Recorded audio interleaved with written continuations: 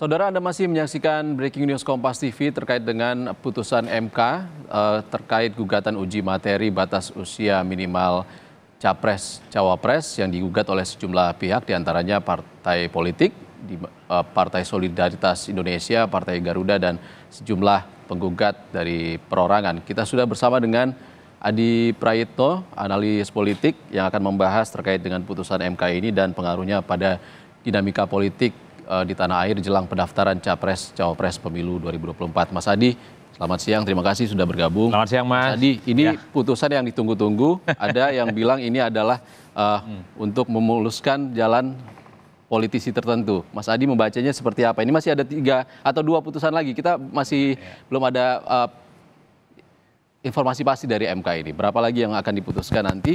Dan pandangan Mas Adi seperti apa? Apakah ada kemungkinan nanti ada yang diterima salah satunya mungkin?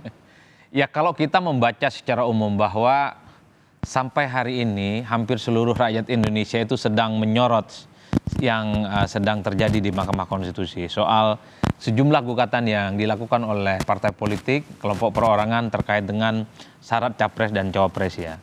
Kalau kita ikuti sidang dari jam 10 sampai hari ini, kan yang diterima itu baru 4 ya. Maksudnya ditolak baru 4 ya, kalau kita bacakan satu persatu. Nah, yang paling ditunggu itu adalah masih ada 2 gugatan yang belum diputus oleh Mahkamah Konstitusi, terutama nomor 90 dan 91 soal tetap usia 40 tahun atau pernah sebagai kepala daerah. Ini belum diputus, Mbak. Kalau yang sebelumnya dari PSI, dari Garuda gitu ya, dan dari sejumlah kepala daerah seperti Emil Dardak dan seterusnya, itu memang sudah ditolak. Tapi yang paling ditunggu oleh publik adalah nomor 90 dan nomor 91 terkait dengan bagaimana umur 40 dan atau pernah sebagai kepala daerah. Sampai hari ini masih kita tunggu bagaimana jalannya persidangan itu, Mas. Ini satu pasal yang menurut saya paling banyak menggantung dan paling banyak ditunggu oleh publik saat ini. Kemungkinannya masih sangat besar. Tadi ada sempat dissenting opinion untuk beberapa putusan, Mas Adi.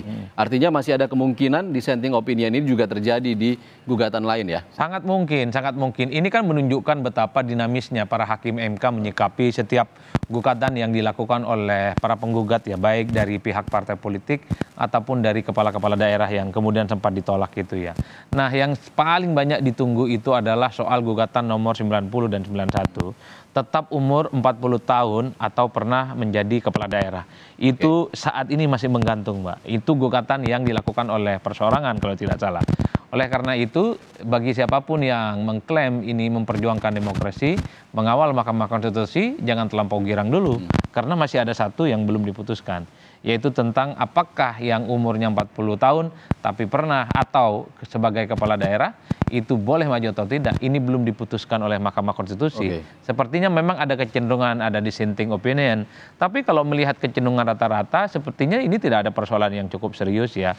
Karena kan model penggugatannya secara substansi sama. Soal umur ditolak, soal pernah sebagai penyelenggara ditolak gitu ya. Termasuk yang saat ini belum diputus, nomor 90 dan 91. Umur tetap 40 dan atau pernah sebagai kepala daerah, itu juga belum diputuskan. Kalau melihat substansi dan kecenderungannya, rasa-rasanya ini ditolak oleh Mahkamah Konstitusi. Artinya ada bedanya. Apa bedanya tadi yang sudah diputuskan ditolak, penyelenggara negara dan juga kepala daerah, pernah menjadi kepala daerah? Ini nanti dijawab Mas Adi setelah usai jeda berikut ini.